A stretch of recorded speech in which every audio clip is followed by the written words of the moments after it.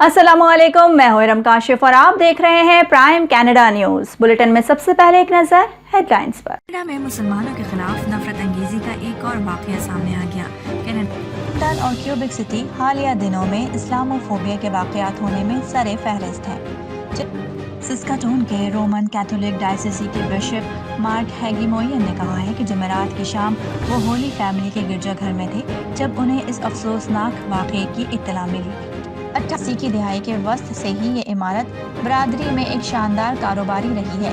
इतना अमरीकी अखबार को दिए गए इंटरव्यू में इमरान खान ने कहा कि अमरीका से तिजारती ताल्लुकात में बेहतरी चाहते हैं कि बैनुल-अक़वामी मीडिया की जानिब से इतना अहम वाक़या नज़रअंदाज करना काबिल अफसोस है। वफाकी वज़ीर इत्तलात और नशरियात फवाद चौधरी ने वज़ीर आज़म इमरान खान के अमरीकी अखबार को दिए गए इंटरव्यू से मुतालिक मीडिया से गुफ्तगू करते हुए कहा कि वज़ीर आज़म इमरान खान ने अपने इंटरव्यू में अमरीका के साथ ताल्लुकात की एक नई जहत बयान की है। पुलिस ज़राए के मुताबिक लॉकर्स टूटने और 250 तोला सोना चोरी के मुकदमे में गिरफ्तारी से बचने के लिए बैंक की जमजमा ब्रांच के मैनेजर शेख मोहम्मद नईम और लॉकर इंचार्ज ने कबल गिरफ्तारी की जमानतें करा ली हैं। मरियम औरंगजेब ने कहा कि ये इमरान साहब की खारजा महाज पर एक और बड़ी नाकामी है। तर्जुमान के मुताबिक इंतजामिया ने मुख्तलिफ ट्रेनों में बगैर टिकट सफर करने वाले 80 मुसाफिरों को पकड़ा है। महमूद कुरैशी ने कहा कि मोदी की जानिब से ऑल पार्टीज हुर्रियत कॉन्फ्रेंस को दावत नहीं दी गई। लाहौर से जारी बयान में सिराजुल हक ने कहा कि FATF मुल्क की नजरियाती और माशी खुद मुख्तारी पर कंट्रोल चाहता है। हेडलाइंस आपने मुलाहिजा फरमाई और अब खबरें तफसील के साथ। कनाडा में मुसलमानों के खिलाफ नफरत अंगेजी का एक और वाक़या सामने आ गया। कनाडा के शहर सस्केटॉन में 2 अफराद ने मुसलमान शख्स पर हमला करके उसकी दाढ़ी काट डाली। सस्केटॉन के रिहायशी पाकिस्तानी काशिफ का कहना है कि वो शाम को चहलकदमी से वापस आ रहे थे जब 2 अफराद ने उन पर पीछे से हमला किया, उनकी दाढ़ी काट डाली।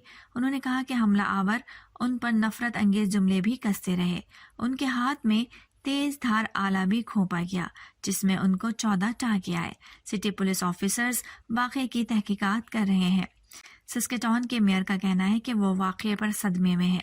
नस्ल परस्ती, इस्लामोफोबिया या किसी भी किस्म के इम्तियाजी सलूक के खिलाफ तहकीकात और जिम्मेदारों को कठघरे में लाने की ज़रूरत है। लंदन, ओंटारियो और क्यूबिक सिटी के मेयर्स ने लंदन और क्यूबिक सिटी हालिया दिनों में इस्लामोफोबिया के वाक़यात होने में सरे फहरिस्त हैं, जिनमें मजहबी इंतहा पसंदों ने मुसलमानों पर हमले किए, जिनमें मुसलमानों की कीमती जानों के अलावा उनकी इमलाक और इबादत गाहों और मसाजिद को भी निशाना बनाया गया। 11 जून को हाउस ऑफ कॉमन्स ने इस्लामोफोबिया के खिलाफ सख्त एक्शन लेने और उसके तदारुक के लिए एक करारदाद मुत्तफ़िक़ा तौर पर मंजूर की। यह करारदाद लंदन में एक मुसलमान ख़ानदान के 4 अफराद को सिर्फ उनके मजहब की वजह से हमले का निशाना बनाकर जाँ बहक करने के बाद पेश की गई थी, जो मुत्तफ़िक़ा तौर पर मंजूर कर ली गई।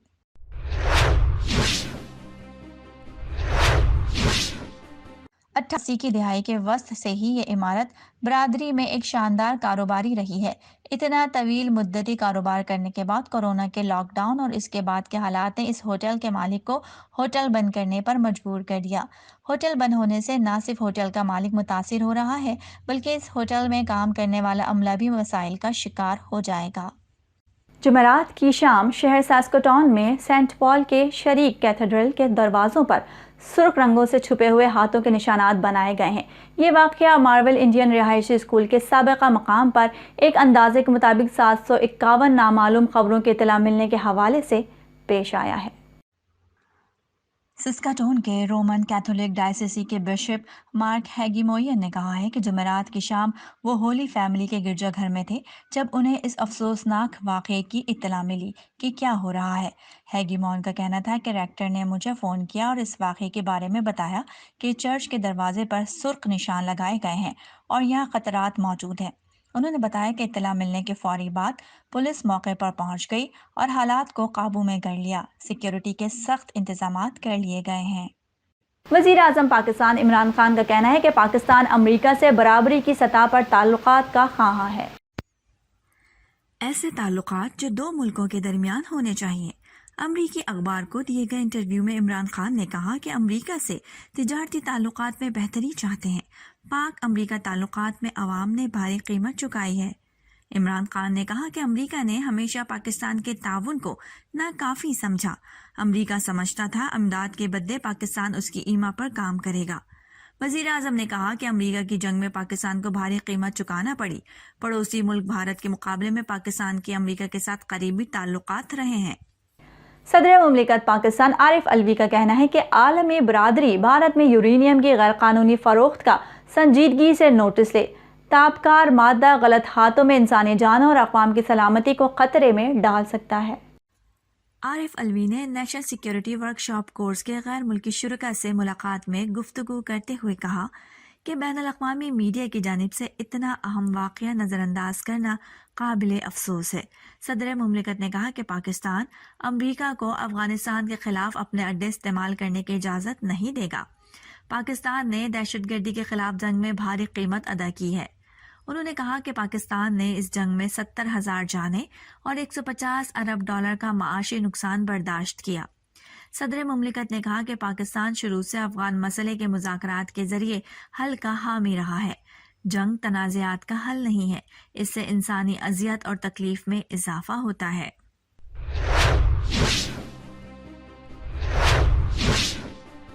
وفاقی وزیر اطلاعات و نشریات فواد چودھری نے وزیر اعظم عمران خان کے امریکی اخبار کو دیے گئے انٹرویو سے متعلق میڈیا سے گفتگو کرتے ہوئے کہا کہ وزیر اعظم عمران خان نے اپنے انٹرویو میں امریکہ کے ساتھ تعلقات کی ایک نئی جہت بیان کی ہے۔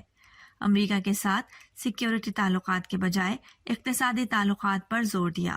انہوں نے کہا کہ وزیر اعظم عمران خان نے انٹرویو میں امریکہ، چین اور افغانستان کے معاملات پر اپنا نقطۂ نظر دنیا کے سامنے رکھا۔ انہوں نے بھارت کے ساتھ تعلقات میں بہتری کی بھی امید ظاہر کی۔ فواد چودھری کا کہنا تھا کہ وزیر اعظم کا موقف ہے کہ افغان صورتحال خراب ہوئی تو اپنی سرحد سیل کرنے کا سوچ سکتے ہیں۔ پاک افغان بارڈر کے 90% علاقے پر ہم باڑ لگا چکے ہیں۔ ہم افغانستان کے ساتھ سرحد مکمل طور پر سیل کرنے کی پوزیشن میں ہیں۔ انہوں نے کہا کہ ماضی میں امریکہ کے ساتھ تعلقات کو سیکیورٹی کے تناظر سے دیکھا جاتا تھا۔ ہم نے افغان طالبان کو پہلے امریکہ اور پھر افغان حکومت کے ساتھ مذاکرات پر آمادہ کیا۔ پاکستان مسلم لیگ نون کی ترجمان مریم اورنگزیب نے پاکستان کے گرے لسٹ میں رہنے کو افسوسناک قرار دیا ہے۔ مریم اورنگزیب نے کہا کہ یہ عمران صاحب کی خارجہ محاذ پر ایک اور بڑی ناکامی ہے۔ انہوں نے کہا کہ اپوزیشن سمجھاتی رہی، نشاندہی کرتی رہی، لیکن حکومت اپوزیشن اور میڈیا کا گلا گھونٹنے میں مصروف رہی۔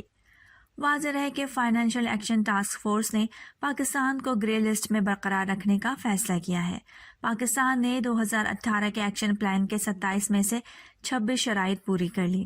FATF کا کہنا ہے کہ فروری 2021 سے اب تک پاکستان نے 3 میں سے 2 اقدامات کر لیے۔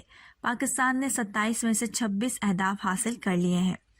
FATF کا کہنا ہے کہ پاکستان کی پیش رفت پر اطمینان ہے۔ پاکستان کو سزا کے نظام کو بہتر بنانا ہوگا۔ FATF کے مطابق UN کے نامزد کردہ 1373 دہشت گردوں کو سزائیں دینا۔ پاکستان کو آخری شرط سے منسلک 6 نکات پر عمل کرنا ہوگا۔ صدر FATF نے کہا کہ ہم تمام ملکوں کو برابر سمجھتے ہیں۔ پاکستان کو تمام 27 اہداف حاصل کیے بغیر گرے لسٹ سے نہیں نکالا جا سکتا۔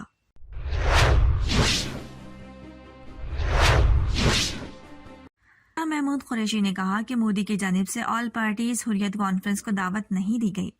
3.5 گھنٹے کی نشست کا کوئی طے شدہ ایجنڈا نہیں تھا۔ وزیر خارجہ نے کہا کہ کشمیریوں کو کل 5 اگست کے اقدام واپس لینے کے مطالبے پر کوئی جواب نہیں ملا۔ APC میں مودی نے اعتراف کیا کہ دلوں کی دوری ہے، کشمیری دلی سے دور ہیں۔ وزیر خارجہ نے کہا کہ بھارت کی جانب سے بلائی گئی APC میں مودی کو حاصل کچھ نہیں ہوا۔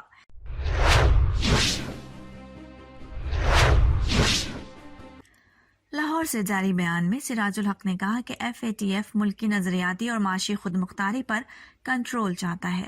انہوں نے کہا کہ 26 شرائط پوری کرنے کے باوجود پاکستان کو گرے لسٹ میں رکھا گیا۔ FATF کے پاکستان کے خلاف عزائم واضح ہو گئے۔ امیر جماعت اسلامی نے مزید کہا کہ حکمران ہوش کے ناخن لیں اور اپنا قبلہ درست کریں۔ PTI حکومت نے بھی خود کو اسٹیٹس کو کا ایجنٹ ثابت کر دیا۔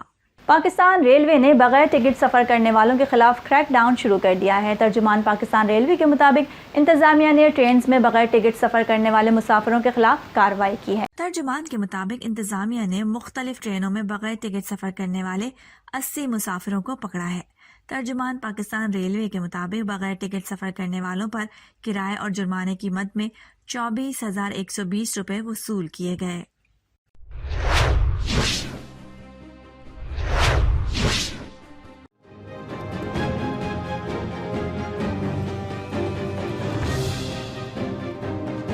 میں اسے ہائی پروفائل کیس قرار دیتے ہوئے ایف آئی اے اور پولیس کی مشترکہ تحقیقاتی ٹیم بنانے کا فیصلہ کیا گیا۔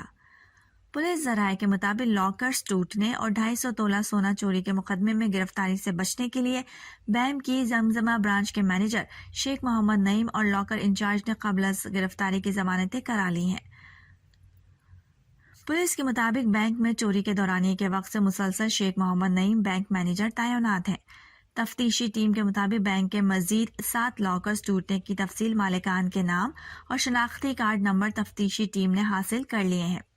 ڈی آئی جی کی سربراہی میں اجلاس میں لاکرز ٹوٹنے، ہارڈ ڈسک چوری ہونے اور بینک میں فروری 2020 میں آگ لگنے کے معاملات کی JIT بنانے کا فیصلہ کیا گیا۔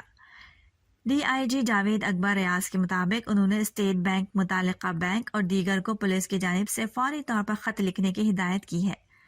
اب تک کے لیے اتنا ہی۔ باخبر رہنے کے لیے دیکھتے رہیے پرائم کینیڈا نیوز۔